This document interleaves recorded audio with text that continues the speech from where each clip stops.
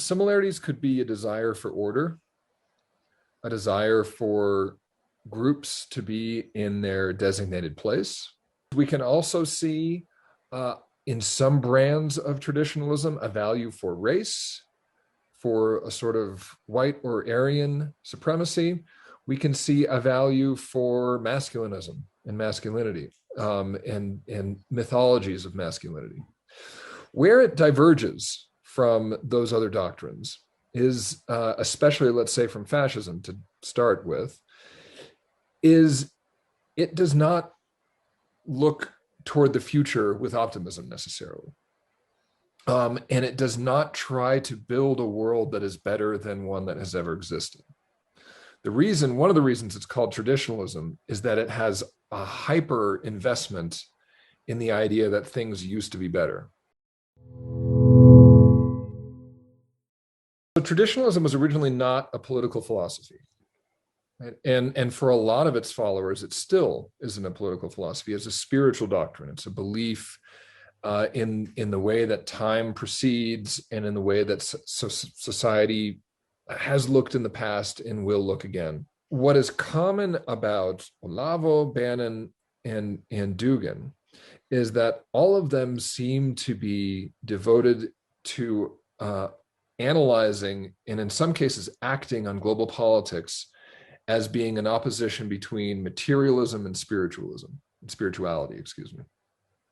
And at that point, they agree. Where they start to disagree is in terms of who represents materialism and who represents spirituality globally. The other big thing that unites them all is the belief that the age that we are living in right now is an age of upheaval and an age of confrontation with the status quo that is evil. In many cases, they are looking at modern institutions and saying what needs to happen is they need to be destroyed. The only way that we're going to get to a more ideal society that is segmented, that is spiritual, that prioritizes spirituality, that's almost theocratic. The only way you get to that is by tearing apart civil society as it exists today and tearing apart our institutions. That will lead to a rebirth. If someone is an official traditionalist, for sure, undoubtedly, that typically means that they have been initiated into some religious or spiritual organization that was founded by a traditionalist thinker. And of the three individuals that I profile in my book, Olavo is the only one who would qualify for that.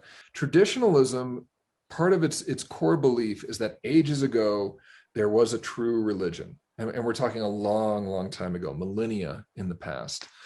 That one religion, the tradition, the perennial tradition, that's where the name comes from, was gradually lost to humanity, they believe. Its spiritual truths were forgotten. We see signs of that with the advent of writing, which is testament to the need to remember things that are no longer in our active memory and preserve teachings that would otherwise be forgotten.